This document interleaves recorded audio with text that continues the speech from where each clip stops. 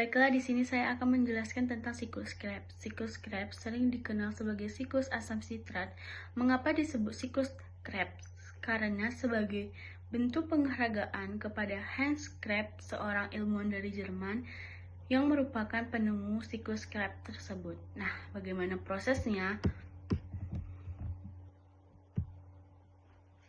Pada tahap yang pertama, asetal-CoA yang memiliki 2 atom yang merupakan hasil dari dikarbon oksidatif akan mengalami densasi bersamaan dengan senyawa oksalasetat memiliki 4 atom karbon, sehingga antara siklus asam asetat membentuk ikatan menjadi senyawa berkarbon 6 yang dikenal sebagai sitrat atau asam sitrat.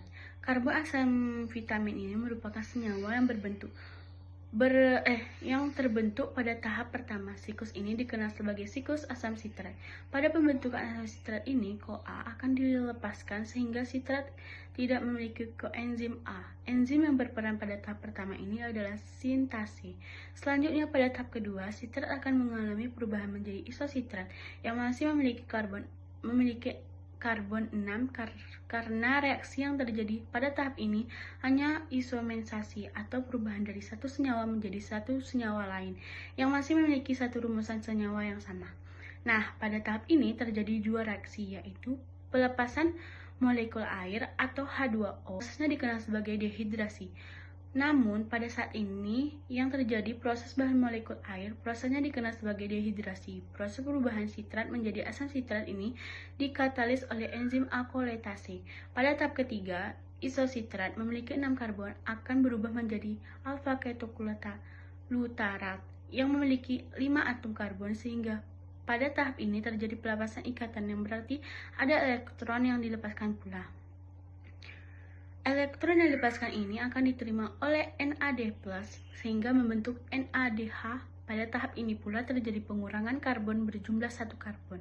1 karbon ini akan membentuk CO2. Enzim yang berperan adalah isositrat dehidronase. Tahap keempat, alfa ketoglutarate memiliki 5 atom karbon akan diubah menjadi suksinal koenzim A yang memiliki 4 atom karbon. Berarti pada tahap ini juga terjadi pelepasan 1 karbon. Nah, 1 karbon ini akan membentuk molekul karbon dioksida pula. Selain itu, tahap ini pula terjadi reduksi NAD+ hingga membentuk NADH.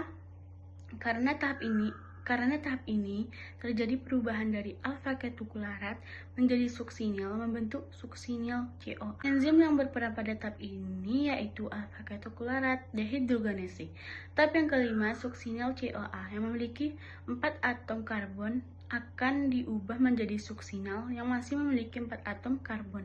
Pada tahap ini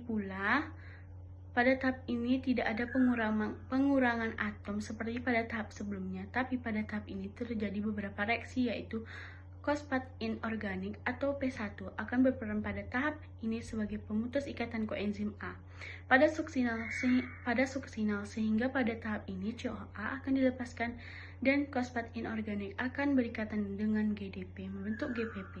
Namun pada beberapa sel fosfat yang membentuk GPP akan ditransfer langsung ke ADP sehingga membentuk ATP.